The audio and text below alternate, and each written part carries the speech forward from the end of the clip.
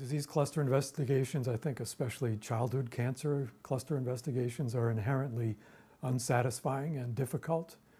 And the reason I say that is because often, as it was in the case of Woburn, it's a fairly small number of cases that are at issue. And in this instance, it was in East Woburn 6 cases. So it would be really difficult from a statistical power point of view to get a meaningful result in any kind of a study where you were focused on 6 cases. So that's one limitation.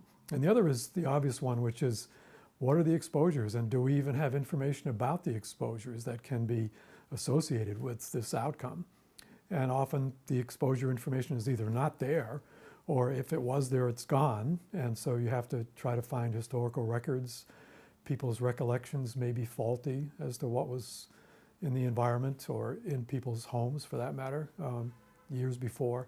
So for both of those reasons, a small number of cases, the difficulty in identifying exposure information, cluster investigations, even if they are done with what are then state-of-the-art methods, which this one was not. The original cancer cluster investigation in East Woburn was based on just kind of finding one's way without much prior guidance, without many examples in the literature and in the epidemiology textbooks.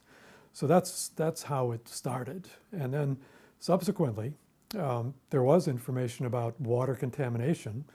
The Department of Environmental Quality Engineering in 1979, this is really after the main calls for some kind of an investigation had already been lodged, and an initial case control study was already underway. DEQE tested the water that was in these 2 wells in East Woburn that were closest to the 6 cases, the initial cluster, and found that they had significant elevations of 2 solvents, in particular trichloroethylene, but also perchloroethylene.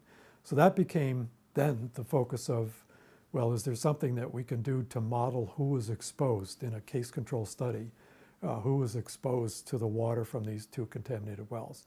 So then it got a little bit more scientifically, I would say, satisfying.